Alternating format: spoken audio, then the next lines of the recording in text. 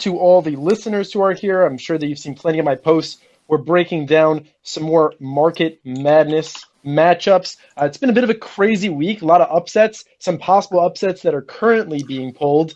And the order that we're going to kick it off with is I'm going to have Chris go, then Jonah, then Max, and then we'll go from there because I know that they're all on specific timelines. Hopefully we'll get like 5 minutes, 7 minutes from each, and then we will move on from there. So Chris, you're going to be kicking things off, chatting with us about Baba today, which is super interesting. And I guess you could talk a little bit about Baba's upset of Amazon and also Baba, their upcoming matchup. But I know that you also wanted to break down some of the unique intricacies of the company and some of the software and data that they were doing. So please, floor is yours. Sure. Thanks, Wolf. So maybe starting with the upset of Amazon. Who knows why? Yeah, I have no clue why people would choose Baba over Amazon, aside from the fact that I mentioned, was it last week or this weekend, that there's no such thing as bad publicity, and so all the Jack Ma drama and then everything going on with Chinese ADRs, it may have just driven some more interest in the name. So that's kind of on the, I guess, social sentiment side. When you look at kind of market sentiment, short interest is actually pretty high. It's at about 2.6 days right now, which is interesting because the stock's actually forming a nice base. So it is sitting below its key moving averages, but it is in a consolidation period here. So it's continually building strength, growing into its multiple and valuation, et cetera, et cetera. I don't think I need to, and if you want, I can. More than happy to dive into some of the nuances of the business model, but I think that it's interesting looking at just street consensus and where Baba is right now from a valuation standpoint. I don't think that I can predict valuation, predict future prices. I don't put guarantees on what growth is going to be, but what I can do is look at what market consensus is and what that implies in terms of what's priced in. And so just very high level, usually what you'll see is that the market, interestingly enough, prices in about 5 to 15 years of future cash flows. And essentially what that means is, how fast are you going to be able to basically get a return on your capital? And so, 5 years obviously being the better part of that spectrum, and 15 years being the worst side. And so Baba, and an average company is at 10. Baba right now, their price implied expectation forecast period is around 8 years. So I'd be pretty comfortable with putting some sort of an allocation behind Baba right here. And then if you look at if you reverse back out their DCF, right, and you look at what that implies in terms of their growth rate, they'd have to grow at about 20% CAGR top line, and they've been growing at 30-40%. So I think that right now there's actually an interesting phenomenon where you have sentiment, quote unquote, somewhat down in the stock, but it actually gives the stock room to outperform kind of on the backside. And then, if you want to think about and talk about Amazon and what that is to Americans, you can just transpose that over to Baba and just talk about their cloud business, what they're doing, really building out that core infrastructure over there. Plus the fact that, they have all of these different investments throughout the world. They really have kind of a foothold in places where you wouldn't know. So the value of their equity investments, I would actually give it significant value. So when you look at what their pricing currently implies in terms of real options, they basically have to be investing about $100 billion. And I'm not remembering what the balance sheet looks like off the top of my head, but I'm pretty sure their equity investments are in like the $50 billion range or somewhere around there last time I checked. So, I think that there's a lot of things positive from a valuation standpoint that once the market kind of kicks back into or really finishes digesting all the growth and we get back into our next leg, whether it be in the second half of this year, whatever it may be, I think Bob is actually, primed for a good run up here. Love that to kick this off. That was a great description of Baba. I also liked how you hit on some of their matchups. Before I do flip it over to Jonah real quick, we just got like 100 listeners while you were talking, Chris. So to all my speakers, thank you so much for being here. Everybody, you should go ahead. This is a great group to follow if you want your news and to really have a curated feed. To the speakers and to all the listeners, there's a little share button if you want to spaces. So you pull your space up, you hit the little share button on the right. Please just go ahead and copy that link, drop it to your followers, just tell them to join. We're going to be going until about 10 p.m. So please just share that so we can build this audience. So Jonah, great to have you on here. We have been seeing your stocks that you're backing, specifically CELH. Wait, yeah, guys, skip over me. I'm Okay. just finishing dinner. No worries. Jonah, enjoy.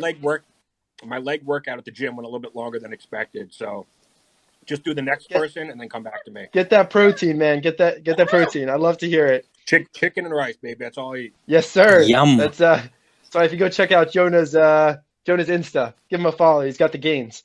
Okay, cool. Well, Max, that means that it's your turn. You get to break down Ozone for us. Max, Ozone was so close to losing to Nokia that both of them pulled at 50%, and now it has to go up against GameStop. Talk to me about Ozone, the power of Ozone. You just wrote a fantastic thread about it yesterday. Talk to us about what stood out in the earnings, and give us the pitch as to why it's going to sweep the crowd and win this GME battle. Yes. It was actually a perfect transition from Alibaba and Amazon to Ozone, since we're touching on e-commerce. So yes, yesterday was a pretty exciting day for Ozone. They reported their very first earnings report as a public company, and I was extremely impressed by all the numbers, and I think the company did a great job covering all the areas. The CEO did a great job answering all the questions from the analyst. So I honestly have never been more bullish about this company as after yesterday. Just to go over some of the results that were very impressive. I think last quarter was the very first quarter with a positive operating cash flow, which I was really surprised about, even though at this point profitability is not number one concern, as CEO pointed out. The company just IPO'd in November, so pretty much all of the proceeds from the IPO, they've been reinvesting in growth.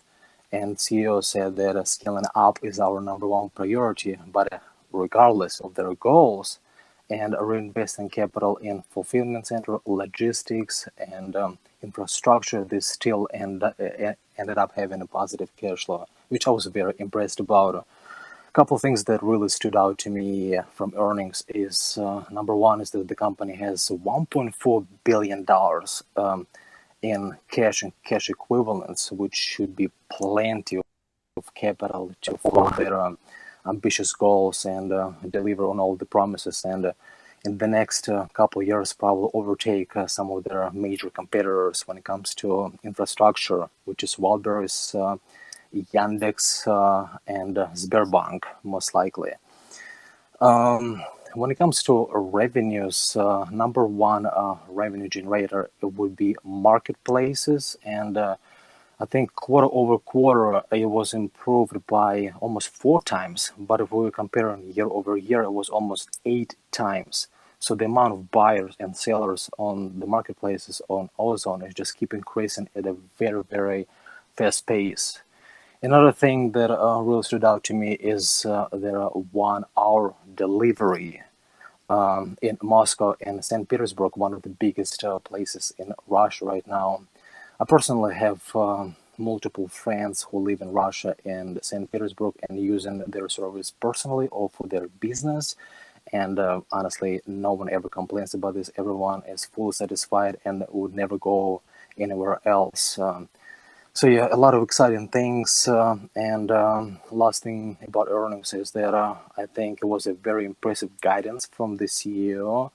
They anticipate an approximately 90 to 95% growth year over year compared to 20 to 21. So a lot of things to look forward to. And I'm really interested to see how it's going to do tomorrow against GameStop. So that's pretty much it. Yeah, I think that matchup's going to be one more day. It's going to be on Friday, but Ozone is such a fascinating company to look at. I'm sure maybe once he's finished the chicken and rice, Jonah might hit on that one too. But real quick, I actually want to bounce it back because Chris, you, I want to get a little bit of back and forth between you and Dividend Hero real quick. Oh, and if anyone's not speaking, please just mute out in the meantime so that your mic doesn't come through. But Hero, you're taking the other side of Chris's matchup.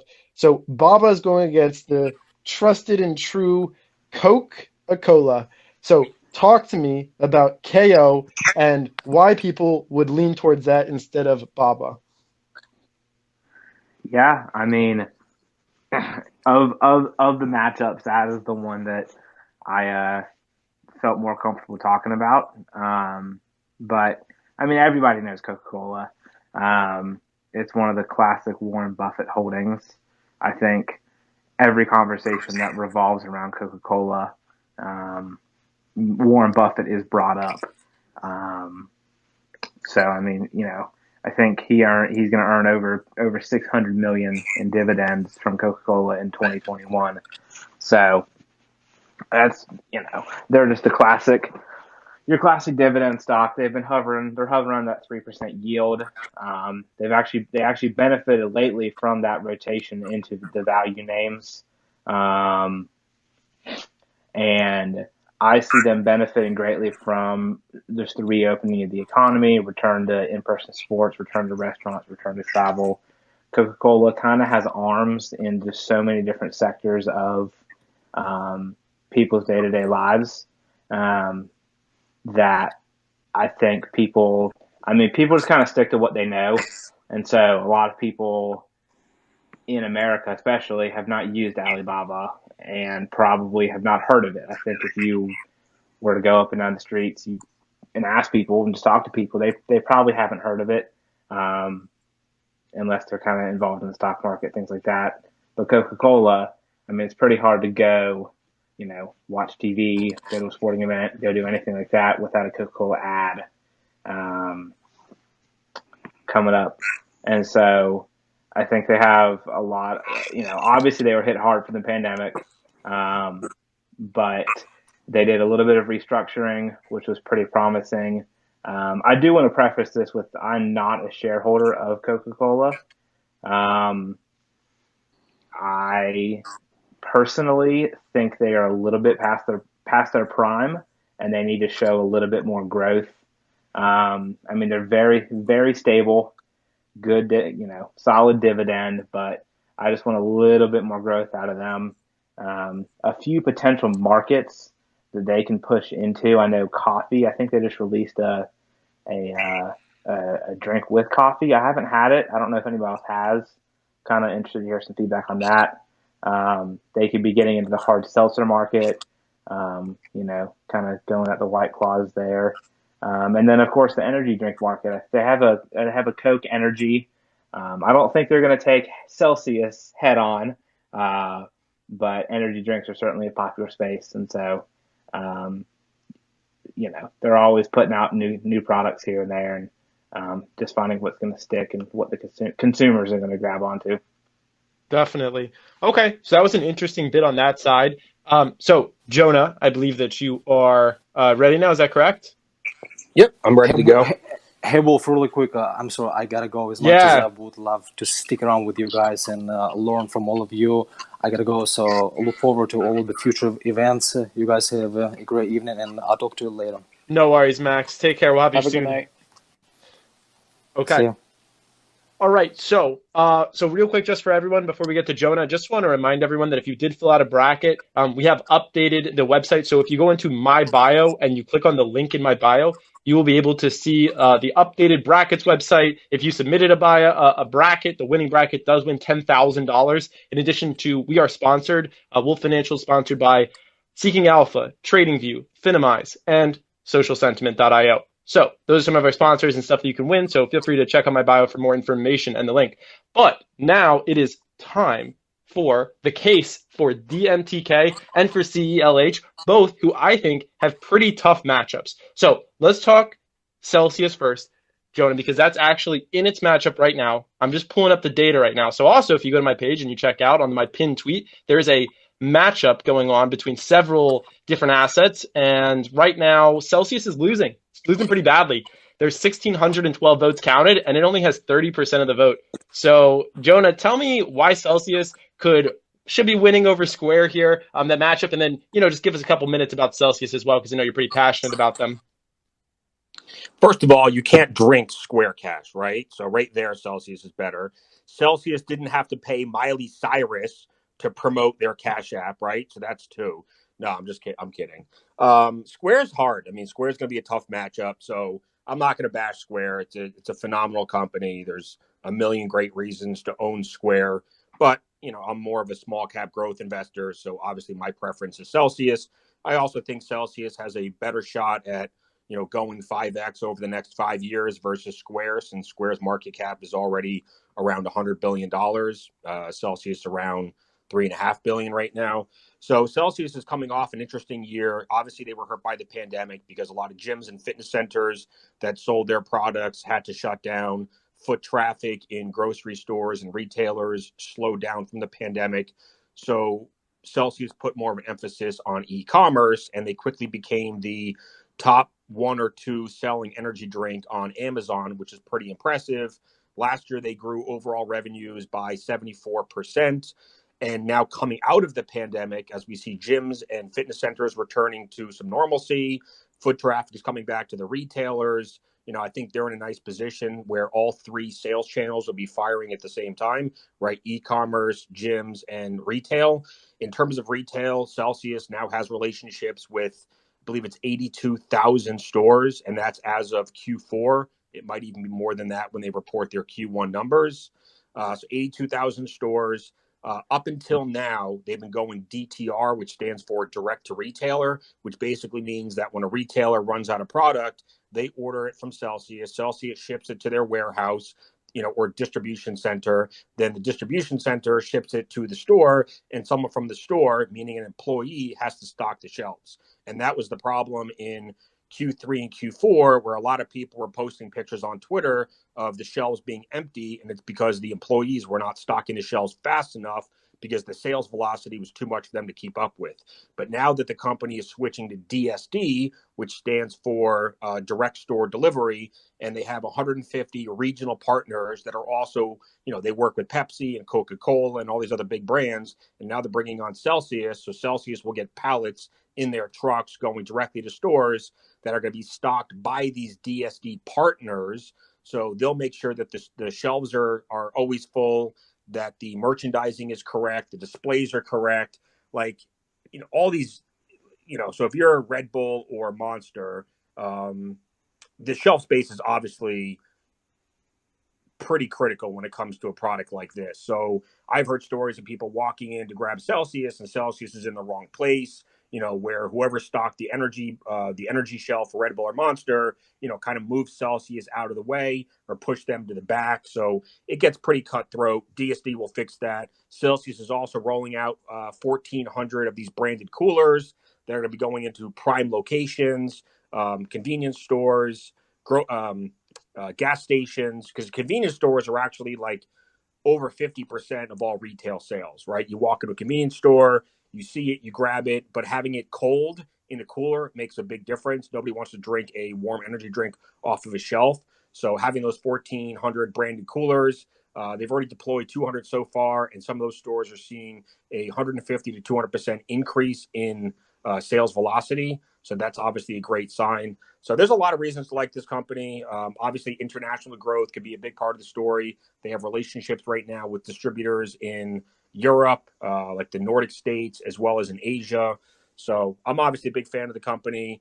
The overall energy drink market is $60 billion right now globally, growing at about 9% a year. That takes the global TAM up to about $100 billion within the next 5 or 6 years. I think Celsius can capture maybe 2.5% to 3% of that market. If they do that, then this company's an easy five-bagger over the next 5 or 6 years. That is a pretty passionate case. Celsius has got to make you a spokesman or something already. So I love that pattern. Now, before we talk DMTK real quick, I do want to hear the other side of this. So Parrot, maybe, or Chris, one of the two of you, I'd love to hear the Square side, kind of why is Square so dominant here that, Celsius has gotten definitely a lot of love, but Square is pulling 70% of this vote. Well, everyone on FinTwit probably owns Square too, so that's a rough one. They do. Maybe Parrot, do you want to maybe touch on? Do you own some Square? Yeah, it's probably my third or fourth largest position. Yeah, I think Jonah hit on it at the beginning. Is it's Miley Cyrus, right? That's why everybody's voting for Square. Fair enough. Took the cake. She's got some pull. Yeah, she's only got what 35 million followers or something, so a couple Yeah, thousand must have voted for Square. yeah, I saw the $1 million that she was giving out today. Okay, all right. So let's flip over to another matchup real quick. We do have both sides of this matchup. People are representing it. So, Fat Baby Funds, I want you to go first. And this is going to be a matchup. It's going to be on Friday. It's going to be Penn versus DMTK. Fat Baby Funds is going to be talking about the Penn side of this, why I could win. Penn was already an underdog versus DraftKings. It beat DraftKings in the poll, not handily, but semi-handily. And I'm a big Penn fan. I'm a big DMTK fan. I own both. I've started buying into Penn at like $6 a share. I just really love that sports gambling industry. And after my pod that I did with Jonah, which you could check out on my YouTube channel, I really have looked more into DMTK, continue to add to that position. I think that their technology is revolutionary. We talked about how it's a win for so many areas, but sports gambling, right? Like, how can you go wrong? So, Fat Baby Funds, talk me through the Penn side of this. What stands out to you about Penn, and how can it go up against DMTK and win? And when you're talking about Penn, what you're really talking about is Barstool Sports. Yes, sir. It's a completely different company now with Barstool Sports on them. And really what's driving it is just the combination of the mobile, digital, sports betting, everything like that, combined with the influencer that is Dave Portnoy. So when you start to combine those two items together, you can get some pretty powerful effects. And really what I'm talking about here is that Penn drove down their customer acquisition cost for all the digital gaming that they're doing, everything on that end. And they did it with the acquisition of Barstool Sports. So when you're running a dopamine business like gaming is, casinos, gambling, everything like that, generally it's a very profitable business. But because of that, you can spend a lot of money on advertising. You can spend a lot of money pulling in new customers. And that's exactly what Dave Portnoy does. And they don't have to really pay him for it. It just happens naturally within their own business. So it's a crazy powerful combination that they have. And I like to think of this matchup as similar to the matchup that's going on with Celsius right now, where it's Celsius versus Square. We're all joking that they had to pay Miley Cyrus. But when you look at the customer acquisition cost for Square versus their long-term value, less than $5 per user for the sort of mobile banking that Square is offering, that's a crazy good deal on their end. And that they should be paying Miley Cyrus for that. But Penn is even crazier because they don't have to pay Dave Portnoy, and he brings the Barstool Sports. He brings the Barstool Sports army. You can see the power that Barstool Sports brings, even in the Barstool Sports Fund. So it's not only the dopamine-driven gaming, all that kind of stuff. They're doing a little bit of good as well with the Barstool Sports Fund. Penn's been on a crazy run since they really fell during the pandemic. But it's a very interesting stock. It's a lot more expensive than it was then. Now being around in the mid-teens in the market cap. But when you have that combination of the dopamine driving the long-term value for customers and Dave Portnoy driving down the customer acquisition cost, it's a powerful combo that I think is interesting for a stock, and I think it will beat DermTech because of the influence that Dave Portnoy has over even a lot of FinTwit. So that's a fantastic case right there. We got Portnoy, dopamine, everything you could want in a stock that you're trying to have win a poll. Jonah, why can DMTK win this matchup? It beat its first matchup, I think, pretty easily against Mohawk. I know that you didn't stay too far into that matchup because you were kind of rooting for both sides. But now you're probably rooting for a clear side here. So how's DMTK stand up here? So Penn is getting you to spend your life savings, right, on sports betting. DermTech is saving lives. Big difference. So let me throw out some stats for you. Skin cancer is the #1 cancer in the U.S. Every single day in the U.S., over 9,000 people get diagnosed with skin cancer.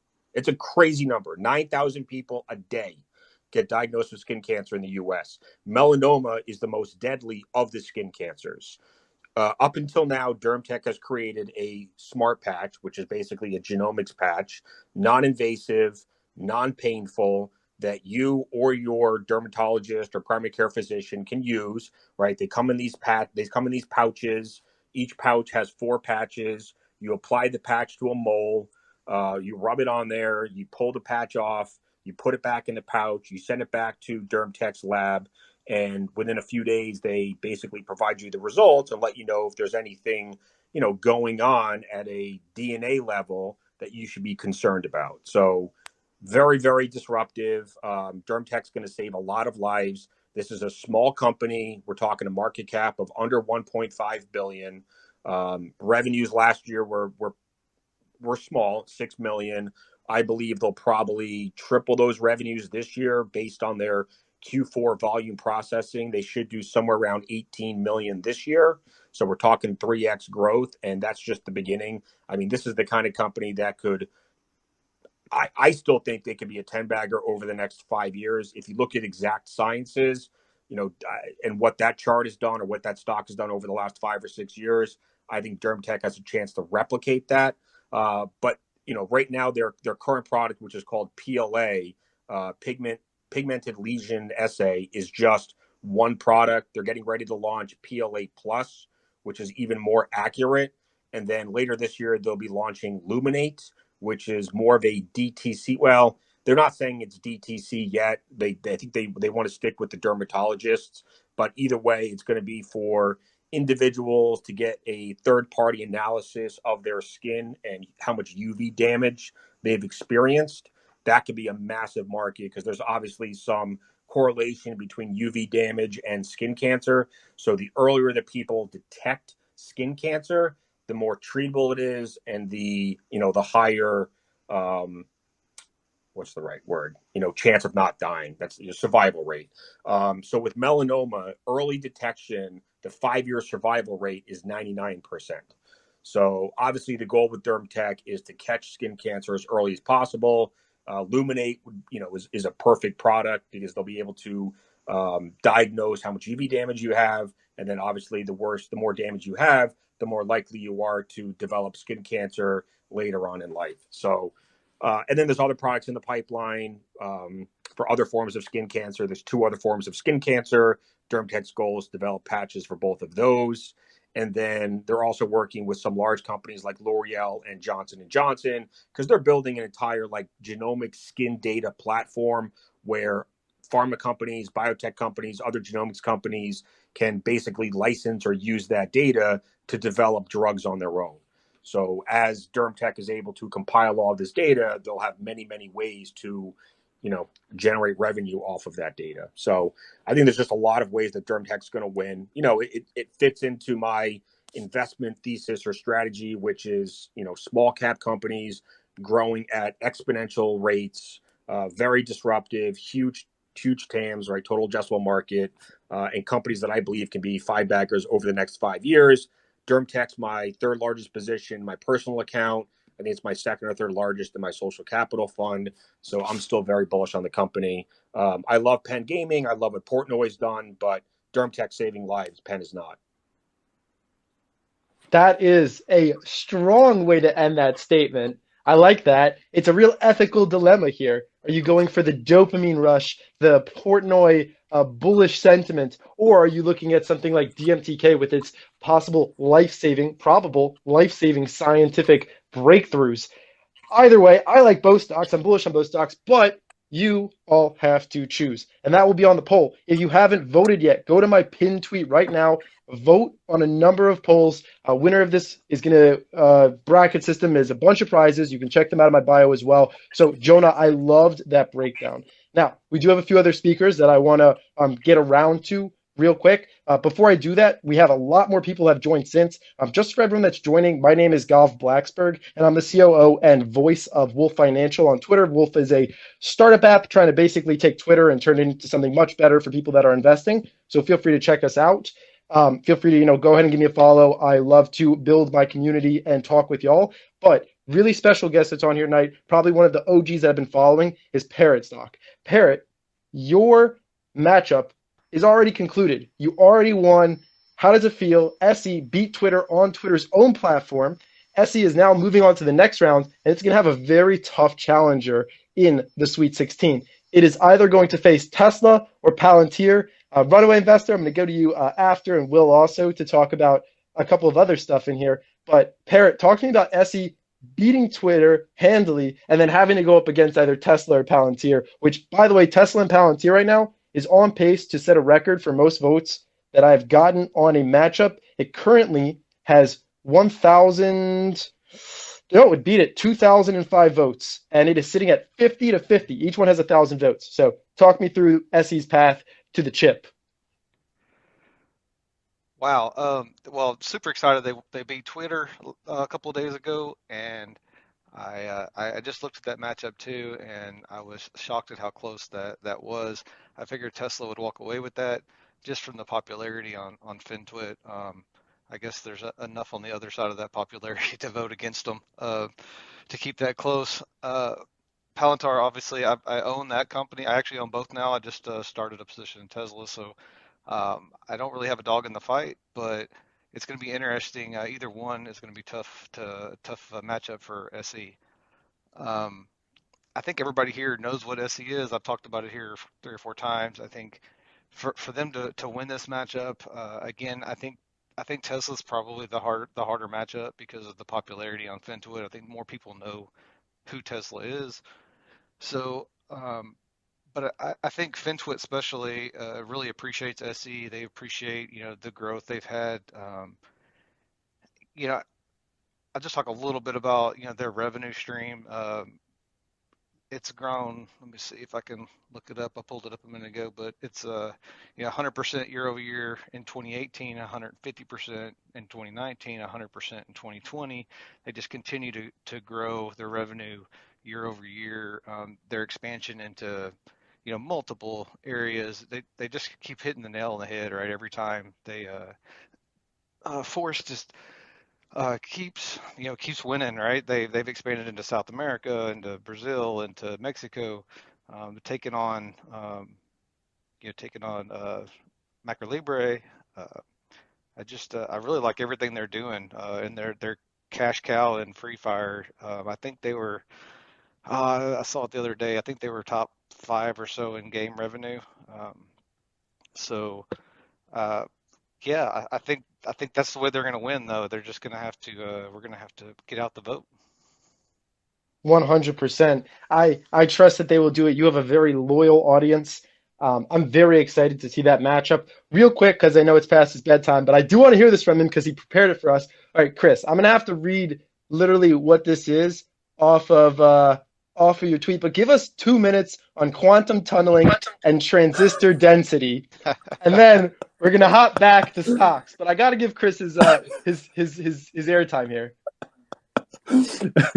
So I wouldn't say I prepared it because it's actually a big part of semiconductors right now. But I won't go into technicals. But to understand what quantum tunneling is, just everyone forget about reality for 2 minutes because it's not going to make any sense. But basically,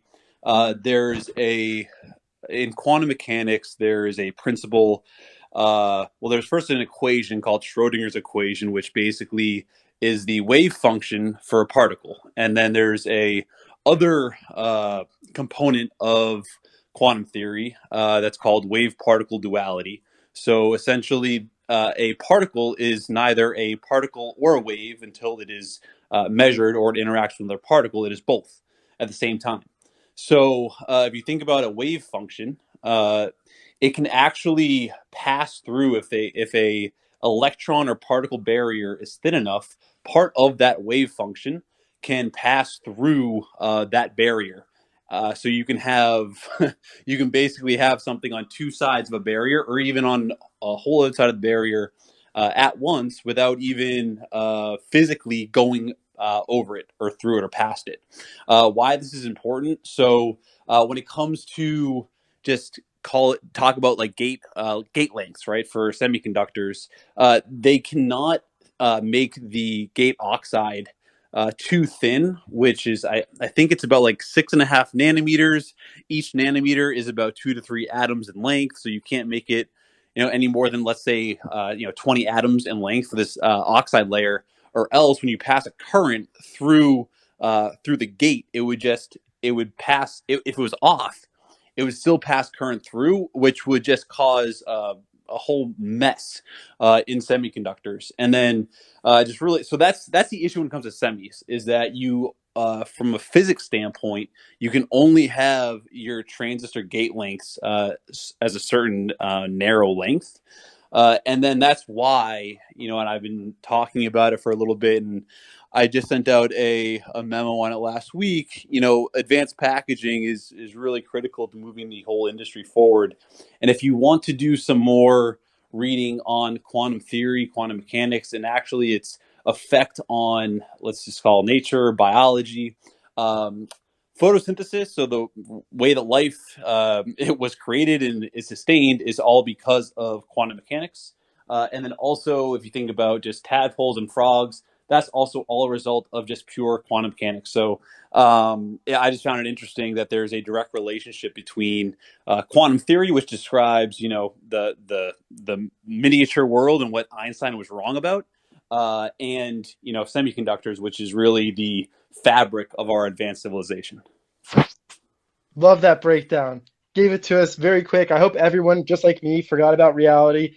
We don't have to remember it. We're just sitting in Twitter Spaces vibing. So thank you, Chris, for that breakdown. I've had two very patient speakers, so I'm going to get to them in just a second.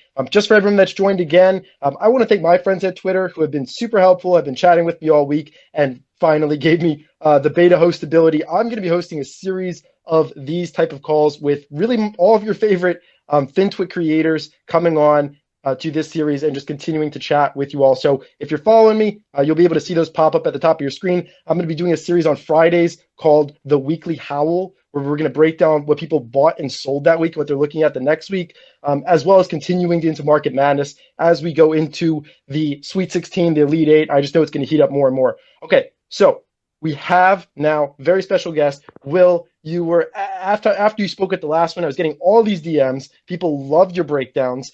We spoke last time about this matchup. Maybe you could speak a little bit more. So your remaining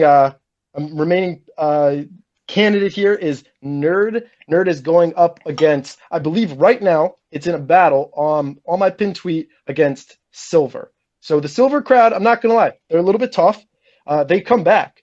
Nerd was actually winning it at 60, 70% about 4 hours ago. There's 1,130 votes on that poll, and Silver's now winning with 52% of the vote. So talk to me about Nerd a little bit more. Maybe explain to the crowd what Nerd is. Fantastic stock, and why it should be beating Silver here. Well, the first reason it should be beating Silver is because I don't see anyone from iShares on this Twitter Spaces representing their firm. So that's like number one right there. So please go ahead and vote for Nerd. Before I dive in, let me just say, Chris, that was like mind-blowing stuff. The only thing that I kind of knew what you were talking about was photosynthesis, which I think was something they taught us in like 5th or 6th grade. But that was really cool, and just speaks to how cool Twitter Spaces is. So our Nerd ETF, and it is an ETF, I think that's important to note versus some of the other names that people have discussed, which are single stocks, is really designed to provide broad-based exposure to the video game and esports industry. Right now, we're at about 110 million in assets under management, charging a 50 basis point expense ratio. On last week's call, I kind of articulated a little bit of kind of what I see as the bull case for the sector, just to kind of rehash for anyone that wasn't on that call. Two kind of really high level drivers that I see being really interesting. The first is the growth in mobile gaming. and what smartphone penetration rates increasing in emerging markets has meant for kind of the democratization of gaming. More people than ever before on hardware that's been improved over the past several years are able to play, increasingly AAA quality titles on their smartphones, whether it's, an iPhone 6 running PUBG or Fortnite. And that was one, kind of emerging markets being a really exciting part of it. And the second thing I really touched on was a shift in the business model that we've seen for gaming companies. When I was growing up, the whole idea was you'd buy a game and play it through, and kind of all of the content that you received was what was pre-programmed onto the disc or onto the cartridge. Obviously, with online gaming being very prevalent and the ability for game content and game IP to be delivered via the internet, that's totally shifted the way that these companies can monetize.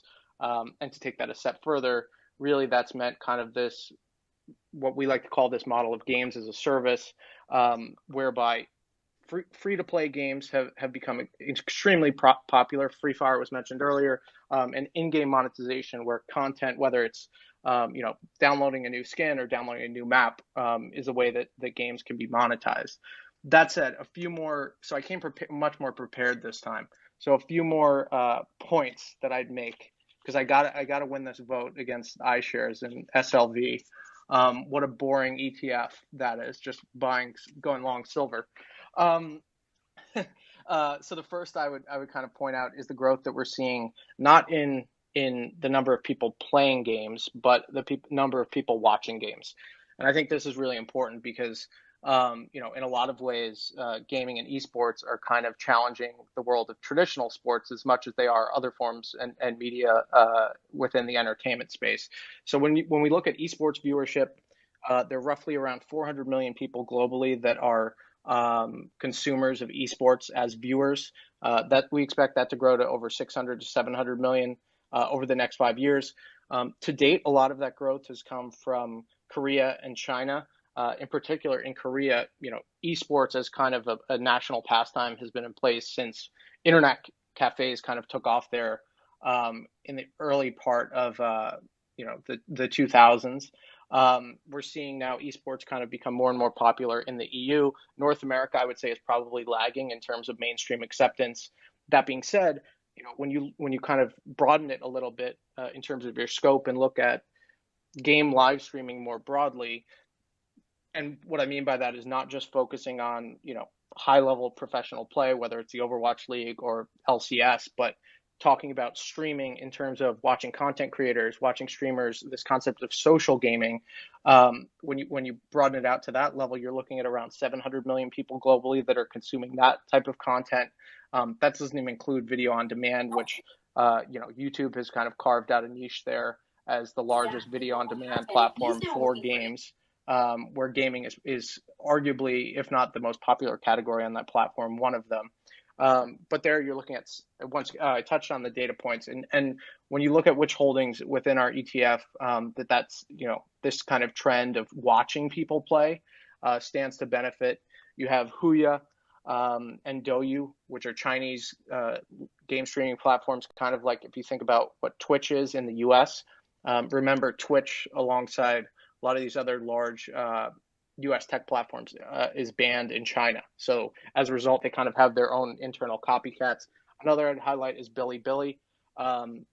Bilibili has made a pretty strong push into esports over the past few years. They signed a pretty big deal for the exclusive rights to the League of Legends Worlds in China. I think it was some crazy deal, like 3 years, 113 million. By the way, that's not my notes. That's off the top of my head. So if I'm wrong, don't quote me on that. But I think speaks to kind of the prevalence of esports. And now we're talking about media rights that are reaching the level of that of traditional sports. Another name I'd throw out there is Africa TV, which is listed in Korea and has really built out a presence within StarCraft streaming. So important to note, our ETF is invested globally.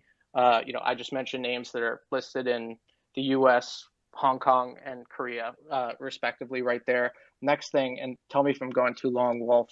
Next thing I highlight is, should come as no surprise, but 2020 was really a record year for game companies in terms of growth due to the pandemic, which is great in the sense that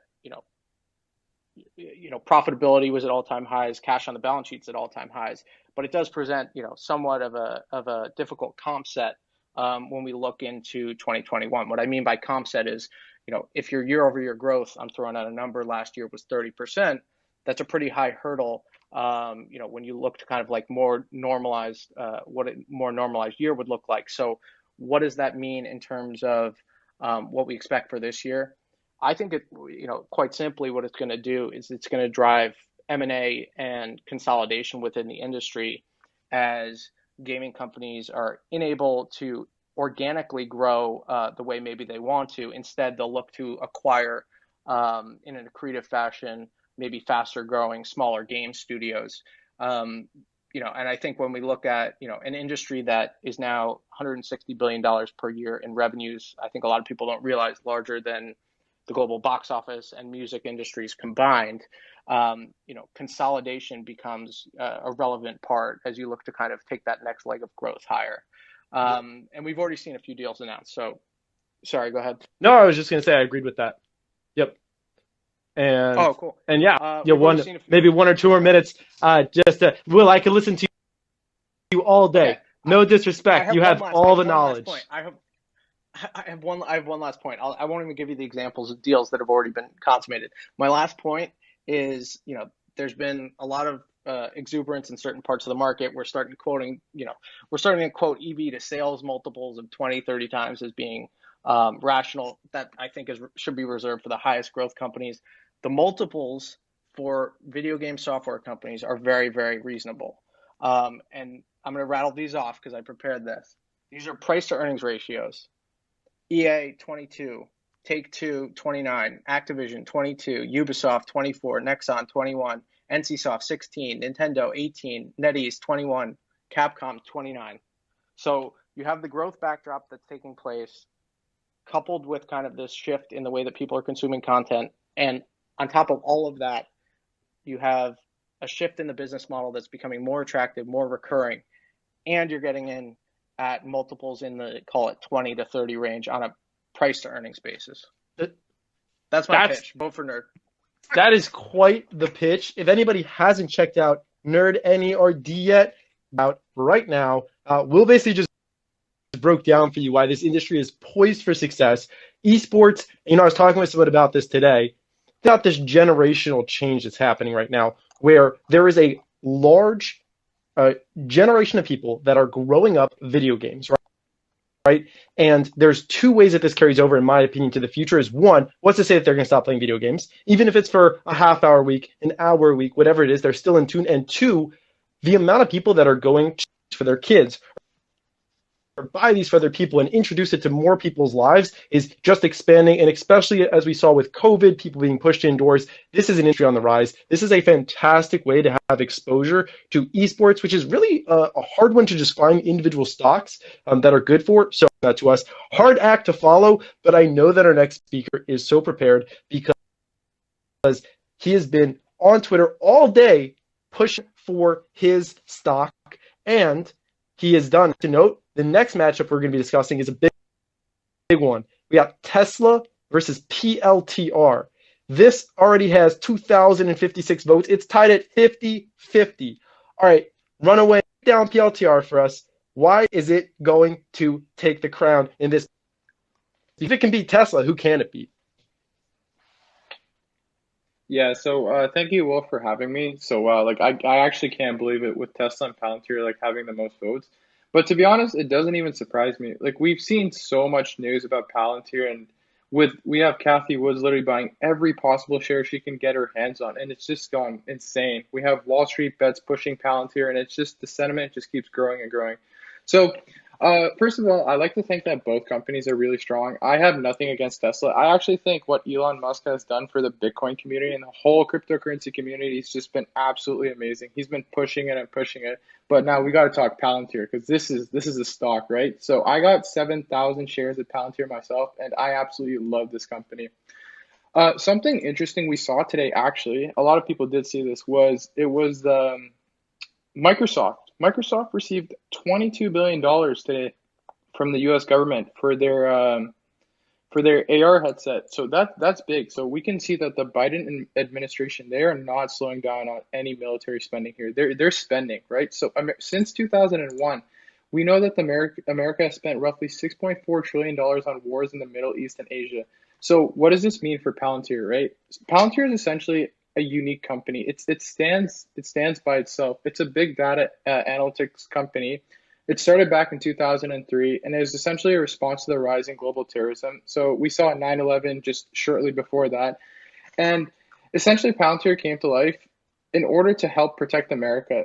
So if we look at its management, right, we could take a look at Peter Thiel. A lot of people know Peter Thiel. He's one of the most notorious investors, right? We saw Peter Thiel invest, I think 2004, he put $500,000 into Facebook, and it turned into like $1 billion.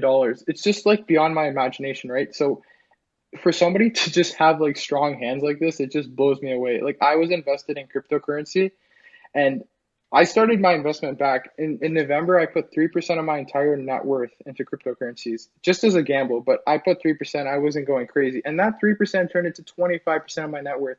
And I thought I was doing great. But when you take a look at Peter Thiel and then you see his like investments, you think for a second, right? So essentially Peter Thiel, he argues, right, that you don't want to attack the biggest market available because that's where the most competition is. Rather, you should attack a small market where you can build a monopoly and then expand from there. Essentially, Palantir started as a government contractor and then dominated the government market. When you build an effective monopoly, then you essentially once you build an effective monopoly, then you're going to expand into that commercial market, in which Palantir is doing. The company has developed their product and their sales team is growing sharply, right? We saw Palantir, actually, some insane facts about Palantir. They had 47% revenue increase from 2019 to do a total of $1.1 billion. That was great, right? We saw that the government contract grew by 70%, but the strongest thing we saw about Palantir was their new introduction into their commercial unit. We saw their commercial unit grow by 101%. So some of the biggest companies in the world, they're starting to use Palantir. But we saw, I'm pretty sure it was, we saw IBM partner up. Apparently, we got rumors of Facebook and Amazon, all these deals with Amazon. We saw Amazon partner up with Palantir, right? So these big companies, what do they want from Palantir, right? Palantir is essentially unlocking their data. So I like this example, actually. So I myself, I studied mechanical engineering, so I'm really into aviation. I saw that Airbus, right? So when you go into like airplanes, right? Airplanes, they use a lot of sensors. So Airbus, they were one of the first people to contact Palantir. I believe it was a couple of years ago, and they're like, look, we have a lot of data our sensors are picking up, and essentially we want to make sense of our data. So Palantir is solving an issue companies don't even know that they have. They're unlocking their ability to make more money down the line in the future. They're telling them like, look, this is what your data means. This is how you can use your data to make money. And most importantly, how you can use your data in order to save lives, right? So if Airbus is able to know that there's any issues going on with their engines and stuff like this ahead of time, they're essentially seeing into the future, and they're preventing themselves from any legal actions that may come. So essentially, Palantir, it's a strong growth story here. We saw 50% revenue growth over the last year. They keep signing government contracts and commercial contracts. We just saw them enter the commercial sector. This is huge, right? So them being in business for 17 years, essentially working with the U.S. government and just strengthening the army side of it. That's good, because America, they need to be strong, right? So especially we have like, if anything happens with America, they need to be prepared. America is not slowing down with their investments into military here. So I think Palantir, it's just they've been in business for 17 years. A lot of people they think that Palantir, they just came onto the stock market there, and this is something I really didn't like. We saw a lot of negative stigma, like a lot of negative talk about Palantir, especially coming from the banks, right? So essentially, Palantir was a direct public offering, and it's like if Palantir, if they would have IPO'd, we know that the stock price would have 100% higher, right? Because the banks, they get a fat cut out of this. So for Palantir going direct instead of IPO, the banks probably weren't happy because they weren't able to get a share out of this. And like you could just tell, like we were getting hammered, right? While the stock price was going up, it was all this negative talk that was going on.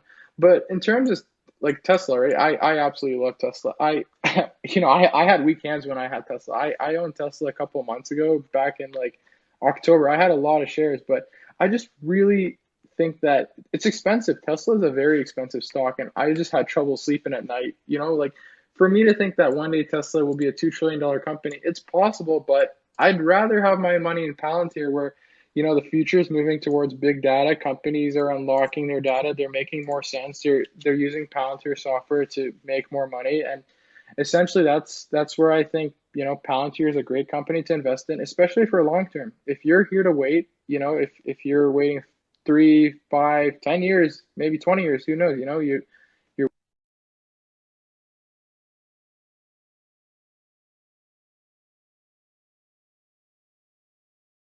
20 years, who knows? You're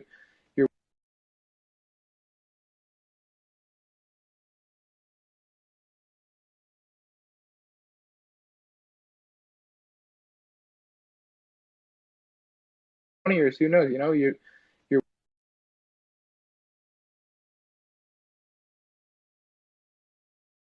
20 years, who knows? You're 20 years,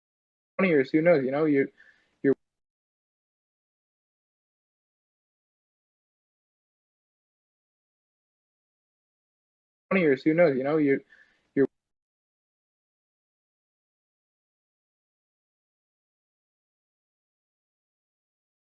20 years, who knows? You're 20 years, who knows? You're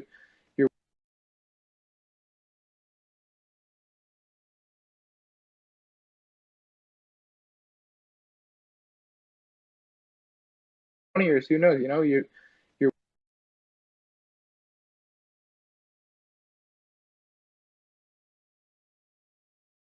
20 years, who knows? You're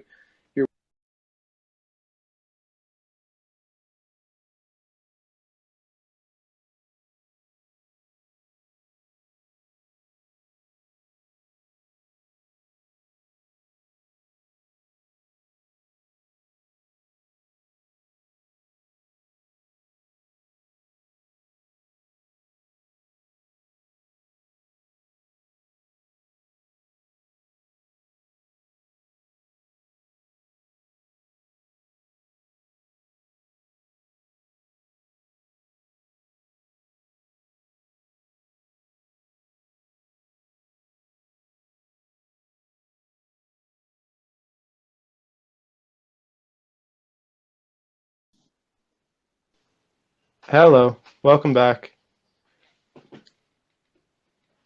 Can you hear me, Runaway? Yeah, can you hear me? Yeah, I can hear you. All right, well, Twitter, it's got Yeah. some answering to do.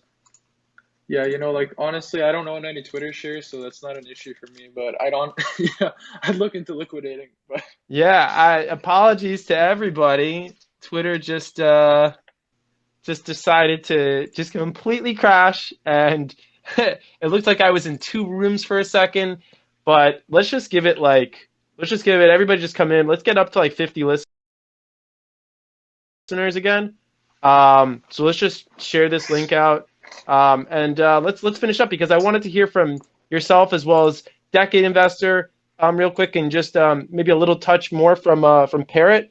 So I did want to hear a few more items. So let's I guess not stop.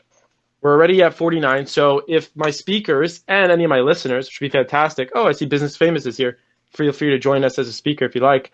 Can just share out this new link. That would be fantastic. And hopefully we can get some people onto this new link. I will let Twitter know in my feedback that the spaces are somewhat unstable, but to be fair, we did have 300 something people on it and a number of speakers. What's up, Jonah? The other space, I hope you're not long Twitter because they're suppressing me. So Can you hear me? yeah, I can hear you just fine. The other space just crapped out, decided it had no interest in working anymore. So we're just gonna run for another like 10 to 15 on here. Just a couple other things. So I appreciate you being on. But we're back at we're almost at 100. So Runaway, you cut out for me a little bit towards the end. If maybe you could backtrack like a minute, and we can just finish up with that PLTR. And then I would love to hit on a couple of others. I know Deccan Investors here to talk QQQJ, and I need somebody to talk Tesla. So somebody better prep to talk Tesla. But run away. You want to hit us with the rest of the PLTR? Yeah, so yeah, it looks like Jack Dorsey, he's probably short PLTR, so at least we know that now. But yeah, as I was saying, it's like Palantir, it's essentially a company that's helping other companies figure out data, and they're unlocking their data, and they're making more sense of it. You know, they've come to Airbus, and they've come to I think it was Exxon or one of the big oil companies, and they're essentially just figuring out their data. You know, they're telling them like, you can utilize your data here, or down the line this makes sense. We could save you money. So it's essentially a company that's just working strongly in order to like unlock potential companies didn't even know that they had. So for me, Palantir is a great company in the short term. We saw Palantir go up to $46, and that was insane. You know, starting at $10 off the direct offering. That's absolutely just ludicrous. So especially when you see stocks go like that parabolic in that time, you know, like you got to start trimming a bit, right? Because you know people essentially you woke up rich, right? There's nothing to say about that. Somebody put $1 million, and you know overnight they're just absolutely filthy. So I think down the line, Palantir is going to do great. I'm a holder. I'm probably a holder for 5+ years, and I think we'll do great. Awesome. I love that take on Palantir. So I'm gonna have Decade talk QQQJ, but then either Jonah, do you have any or Parrot any bull cases for Tesla? I know Lamonti's my backup here. Yeah, Yeah, I so mean, I I'm not in Tesla right now, so I really haven't followed it that closely for the last few months. Parrot, you started a position today, right? yesterday I Yesterday. think is well I added to it. Yeah. Okay. So I have a position, but I can't say anything good about Tesla or Palantir because I'm going up against them in a couple of days. So, you know, I don't want to say anything good about them. But That's um, true. That's true. Fair enough. but I will say that I did get lucky and got into Palantir at 950. So, but as you mentioned, their runaway, I think I trimmed it. I don't know, somewhere around 30 or so. I trimmed half my positions, but holding strong with the rest. I mean, the bull case for Tesla is right now, I believe EV penetration globally is about 3%. And I think a lot of experts, including ARK, think that over the next, I don't know if it's 5 years or 10 years, you know, that could go up to 30-40%, especially as more states start to ban fossil fuel cars, right? I think Jersey and California say no more fossil fuel cars being sold after 2030. So, I mean, you know, then you read the most recent report from Tesla where they do their, you know, bear case, bull case, etc. You know, they talk a lot about, um, you know, like not just full self-driving mode, but like an actual ride-sharing network where you would essentially buy a Tesla and, you know, you buy your insurance from them and, you know, everything goes through Tesla, so they keep the whole pie. And then I guess you would opt your car into their, you know, self-driving or ride-sharing network, so your car could be generating revenue for you while you're sleeping. I mean, I didn't read the whole report. I don't know if they went into that much detail or not, but that's certainly the case that I've seen laid out before. It just, for me, I mean, Tesla's already, I guess I forget where the price is right now, but I mean, I sold Tesla back on December 31st when it was around 700. It was painful to watch it go up to 900, pulled back. I mean, if I was running a large cap fund right now, I'd probably start buying Tesla, but it's obviously not part of my strategy. I like the case. All right, so Decade's been waiting patiently. He had QQQJ, which won its first round matchup, and then it is going up against VTI. I believe that matchup is happening on Friday, I think.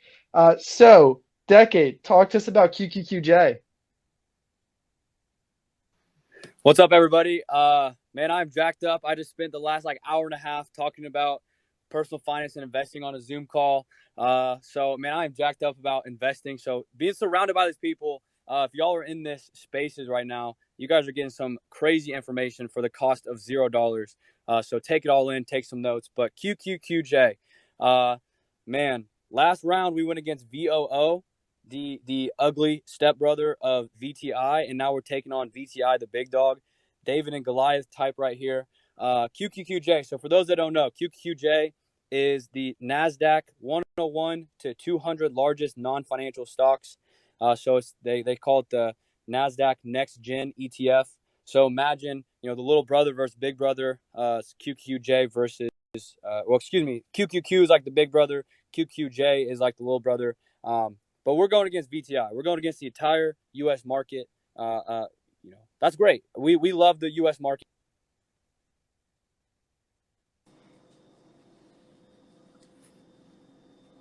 Cut out for a second for me there. The index fund equivalent. But QQJ things in life, right? QQJ is a little bit more risk. It's mid cap. It's not the large cap funds, mid cap. But we're going out there. We're QQJ. We're the future of the NASDAQ. That's what they call us. So we're gonna go out there and we're gonna show them that we're the future of the NASDAQ.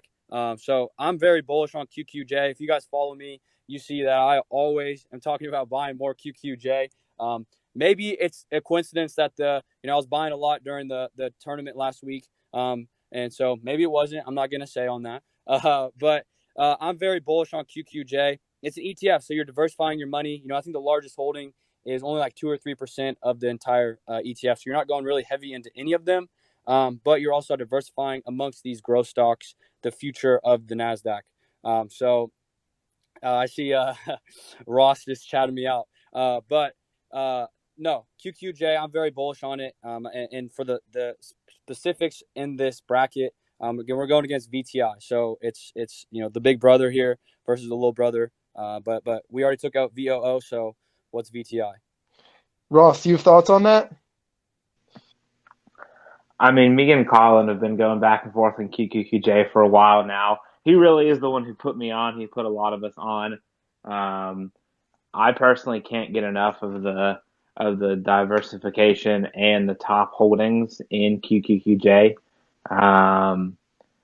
I don't know if they've shifted over the past couple of days with everything selling off, but I can get it pulled up here real quick. I know we've got some CrowdStrike in there, some Roku.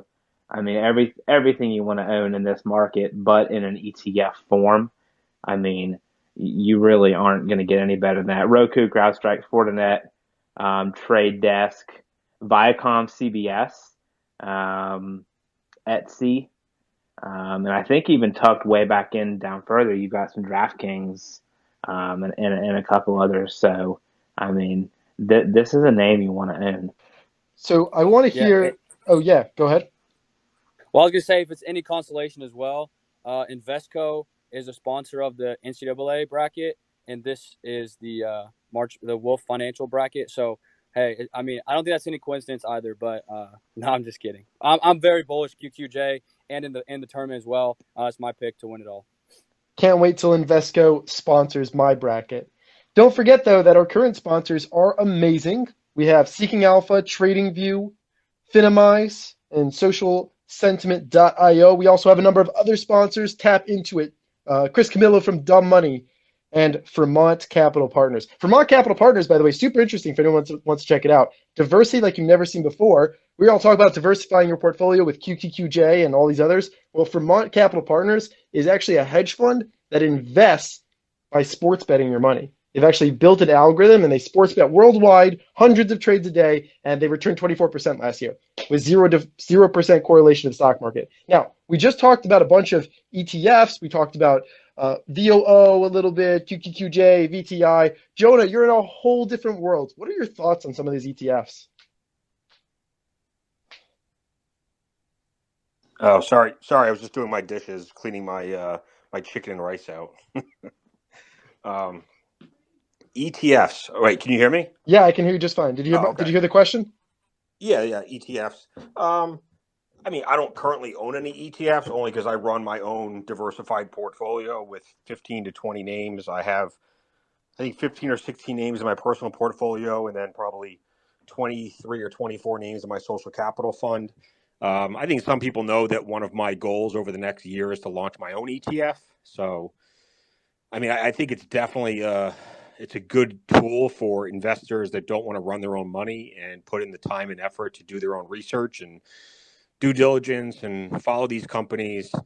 Listen to the earnings calls, read the SEC filings, and I like today I was on the IPA, Immunoprecise is a biotech company that I've been looking into, and today I was able to get on the phone for over an hour with their IR department, chief scientific officer, and general counsel.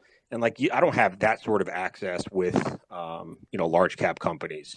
So that's just another reason that I'm interested in the small cap space. And if I did launch my own ETF, it would be a small cap, small mid cap, growth style ETF. So I think there's a valuable place for ETFs in people's portfolios, especially sectors. These like the sports betting and everything from solar to clean energy. I mean, if people want exposure to those sectors and they just don't understand those industries well enough to pick their own stocks, then certainly these sector ETFs, play an important role. Yeah, definitely. I agree with that. And I like what you're saying. You're running your own fund. You're basically picking your personal ETF there. But for a lot of people who aren't in the same space that you're in, very, very helpful tools for them, especially when they do things like Decade Investor shows and Dividend Hero, which is where you DCA in over time. You utilize compound interest, right? You're planning for that long-term hold. So I do want to get to Tim. Tim, I want to get to you in a second. Parrot, I have one question for you before we go to Tim. I get to see your portfolio daily because if you're not following Parrot, everyone on this call has to go follow Parrot. It's so cool. He shares, he publicly trades. I mean, now it's around like a $850,000 portfolio. He puts pictures up every single day, so transparent. He says the DMs are always open, so I won't try to get you a flood of DMs, but get you some followers. But talk to me about just your overall feeling of this maybe double bottom of the market. We're holding a lot of similar types of stocks, me and you. Our portfolios move very similarly. I might have a little bit more crypto, but talking about just your overall feeling the last couple of weeks and what you're expecting from the market throughout the next couple of weeks, just your grasp on it. Yeah, I mean, I feel like we're getting close to the bottom if we haven't seen it already.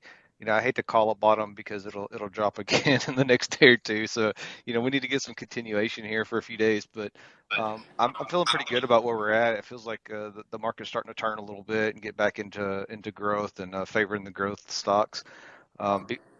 Before I did want to comment on what Jonah was saying. Somebody, and I apologize, I'm not sure who made the comment earlier, but an interesting comment about ETFs earlier is that it doesn't seem to be a global e-commerce ETF, and I think that'd be a good one to look into or to start if anybody was interested. Very interesting. Yeah, I definitely see that as well. I know that those are huge areas for you. Okay, Tim has been probably one of my favorite parts of Market Madness. So I don't think anyone else has done this besides Tim, but Tim went and he took matchups and then he took his favorite in that matchup and then he made whole threads on different matchups. So he's done two awesome threads. You did one on GM very recently and a second one as well. So Tim, I know that both of the ones you backed have lost, unfortunately. They didn't make it through. But talk to me about GM as well as I believe maybe you did Twitter for the other or a different one. It's escaping me. Talk to us about those threads you put together and your thoughts on them and why they should have gone farther in this tournament.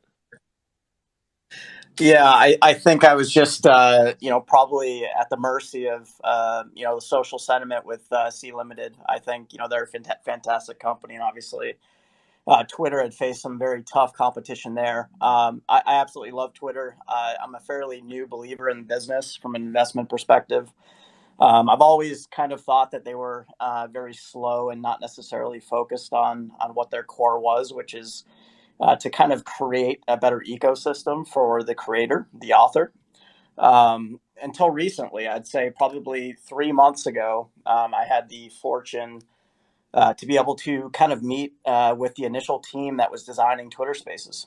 And just seeing their product development velocity and kind of listening into the last few earnings calls has been pretty enlightening because I think that they've kind of identified their limitations to Twitter. And I think over the years, they've really focused on building out their backbone to be able to create more scale. So if you listen to Jack recently, he's talking about really trying to have three pillars for Twitter, which is, interest, topics, and the integrity, health of the platform. And so they've always had this communication layer that's been a pretty wide moat. And I think what they're doing is they're trying to create more product stacks and quick development to be able to kind of keep their users on platform, as opposed to, people on Twitter that have a huge following like Jonah and Parrot and people like that. They spend so much time bringing people off platform to YouTube, to Discord, Substack, to all these other platforms. And I think what you're seeing is that they're focusing on the user, which is powering pretty much the engagement of the app. And overall, it's going to be a good complement to their ad rev. And so Twitter Spaces has been phenomenal. I mean, very rarely are you able to speak to people across the world and have these types of conversations. So, in the coming days and weeks, I think you'll start seeing tipping, and then super follows will follow that to kind of create various paywalls and optionality for the user. And then from there, e-commerce, they're working on storefront pages for businesses. E-commerce, I think I've seen a few screenshots of that getting leaked. And I think Twitter kind of falls a lot into Square's hands and PayPal, because I almost see Twitter as being like the Trojan horse for international expansion of a lot of the payment apps from a peer-to-peer perspective. And so I can see, Twitter's used in pretty much every country and continent besides a few. And if they implement tipping and super follows, you're going to start seeing a lot more expansion across all the payment platforms. So your Venmo, your Cash App, and a few others. So I love what they're doing. I think they're moving at a quick pace. Kayvon, their product engineer, is doing a fantastic job, and they're doing it out in the open, which I think is pretty neat, because you're getting real-time feedback loops, and you're getting a lot of opinions and trying to work out the bugs like we experienced today, to be able to make it probably the most user-friendly app, to be able to just create a better engagement of the user. And so I'm a big fan of Twitter. It's a top 5 position for me now. Obviously facing Parrot, he killed me. I was not expecting that, but I think that was a great matchup. And then on GM, I've been a big fan of them for a while. I was buying them when it was $25 a share, $25 to $30 a share. I think GM has the vertical and horizontal integration in the EV market to be second to Tesla. Their autonomous business is top 3. So I see it as Tesla, Waymo, and Cruise. A lot of people don't really realize that GM owns 70% plus of Cruise. Cruise is in my backyard doing driverless deliveries for Walmart. So, I mean, they're pretty far along, and it's pretty advanced. And I envision that being a autonomous platform that not only GM can use, but all other players. So I kind of see them as a pick and shovels type of play. I love their valuation. It's trading at a forward PE of 8.9. It's a profitable business. They have the top selling EV in China with a joint partnership with SAIC. So they have the top rated from a volume perspective EV vehicle in China currently. And then I think also, you look at all the different legs of GM. So they have GM Financial. They have Cruise, like I mentioned. They have the Ultium battery, proprietary battery system, and they're also working on a lithium. Can you guys hear me? Yep, we can hear you well. Tim? Hello. I can hear him just fine. Everybody else can hear him? I can hear him until he I can hear him. said, "Can you hear me?" Until he said, the famous last words. All right, Tim will be back. What I was gonna say off of Tim was that it was so interesting that Tim was backing GM. GM was a 1 seed, and then kind of out of nowhere, Goldman Sachs came through and beat GM. They must have had the interns working 110 hours a week. There was really no stop to that week, so that was fantastic to see. Let's see what else. Real quick, so there is one other matchup that I also did want to touch on real quick. Lamonti, are you able to speak for a minute on Bitcoin? Hey, yeah, I'm here. I can touch on a few things for a couple minutes here All before right. I sign off. Yeah, real quick, Bitcoin cruised through its second round matchup, which I think we both had a feeling it was going to do against Sundial. It now is looking very likely to go up against Ethereum. So just talk to me real quick. Bitcoin, they're almost back to, did they hit 60K today? Are they almost there? Anybody know? I think they almost did. They maybe have came down to like $100 here or there on intraday highs. Yeah, okay, they're at 59. Jonah, it sounds like your mic's a little bit funky there, if you don't mind muting out. But Tim, also welcome back. Tim, I'm gonna come back to you in just a second. Because Sorry about that, guys. Yeah, no worries. Just real quick. So Bitcoin sitting at 59. Bitcoin's a huge position of mine. Just disclosing that. So Lamonti, talk to us about Bitcoin, basically back at its all-time high, in prime position to run the board here. Major challengers such as skills are out of the game. What's up with Bitcoin, dude? Yeah, so I mean, from a sentiment perspective and back to the whole market madness bracket, I think it has a really good chance of making it, as I've said before, to at least the semifinals, if not the finals. And really that comes down to just how unique this is as an asset class that institutions are really starting to adopt right now. You saw Morgan Stanley, Fidelity, and now Goldman Sachs here in the next quarter or so offering it to clients as an asset class in a way of diversifying their either stock and bond portfolio or maybe some other exposures they have in their traditional portfolio. But from a technical standpoint, I think if you can see Bitcoin break out from, around that 61,000 range, I think you see this next leg up. And one of the hardest things that I think a lot of people have to grasp on when they talk about crypto valuations versus typical equity valuations is this whole idea of fundamental analysis. And that can't really be attributable to or applied to cryptocurrencies as it would with stocks. And that's really because there's no earnings, there's no sales, there's no free cash flow, and there's no present value of those metrics. So how can you get an accurate picture of a way of valuing this business, especially because how new it is? In the past decade, it's really been investable. Yeah. But it really comes down to how do you value scarcity, and that gets down to really what I like to call, and a lot of crypto followers call, is the stock to flow model. And it's essentially just the amount of Bitcoin in the space, in the investable universe, divided by the annual flow of Bitcoin coming into the market. So you can think of the inverse as the inflation rate of Bitcoin. And that's really what's working in its favor right now. Love that. Yeah, that was a great breakdown. I think that they're probably a favorite going into their next matchup, either against Ethereum or Doge. Looking like it's Ethereum right now, but if you're a huge Doge fan, feel free to go and retweet the Ethereum Doge one, because that could probably use a little bit of comeback power. All right, Tim, I'm throwing it back to you real quick to finish up your thought. I was joking around with GM versus GS, how GS had their interns out in full force, and that's the reason why you got a little smackdown there. But I'm handing it back to you to finish up your thought. Yeah, I'll be quick. I don't know where I left off, but I apologize for that. But yeah, so I think GM Cruise, the autonomous, is way ahead of everybody else. It's them, Waymo, and Tesla. To kind of give you guys some data and kind of relative information between, say, a Nissan, BMW, Mercedes, and Waymo and Cruise. There's a disengagement report that I'll tweet out that was pretty interesting, that showed that Cruise can drive roughly 28,000 miles without a human disengagement to their autonomous vehicle.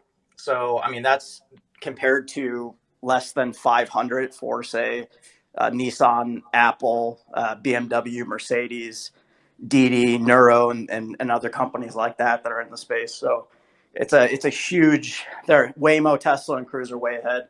And I think overall they've made the statement to change all of their vehicles to EV by 2025. So they've made the goal to go completely EV, and I just think I love their legacy brands. So Cadillac Lyric's coming out in 2022, which is a pretty good-looking vehicle, SUV, selling for roughly $60,000, a decent price point. The Hummer sold out already. That's a pretty neat vehicle as well. But I just love their integration. They have OnStar, they've got GMC, they've got Cadillac, obviously. So you'll probably see an Escalade and other vehicles convert to EV here soon. So I just love the company. I love the valuation. Kind of love the direction that they're headed. And I think, you see a lot of the SPAC community kind of, they love, Fiskers and things of that nature that don't really have the integration. They just really like the design and price point. I love Tesla. I love NIO. I love GM. I like Volkswagen. I think that space, I think Jonah had mentioned, is going to grow to 20 to 40% compound annual growth rate for the next 5 to 8 years. So I just think overall, I think the people that know how to mass manufacture are going to win out. And then eventually they're going to be the OEM for a lot of these smaller new tech EV companies that are going to be coming out as well. So they're going to be taking advantage of their ability to be able to acquire or partner a lot of these companies that are going to come aboard, hopefully with better success than, say, Nikola. Totally agree. Great takes on them. Everyone should go definitely and check out the threads that Tim wrote. If you just like seeing threads in general that are really informational, just give you a great understanding of the stock, you should go give Tim a follow. These spaces have been transformative. I think I got 1,000 followers this week. And obviously, I just got the ability to beta host yesterday. So I'm going to be running more of these, but really just fantastic and straightforward information from Tim. So thank you. Jonah, real quick question for you. Have you looked over SKLZ at all, skills? A little bit. So I'm just not interested in it yet. I don't know. Every time I look at it, I start reading some reports from people that know the stock better than me, and they just point out the low quality of games, the churn. I mean, I don't want to. I'm just not an expert in the company, but there's enough to kind of scare me away for now. And I love all the other stocks that I own, and I don't have any cash in my account. So for me to add any new name right now, it would mean trimming my current positions. And there's just no way that I like skills more than any of my current positions. totally understand. And also, if anyone wants to see Jonah's current positions, they are his pinned tweet. Tim, do you mind muting, please?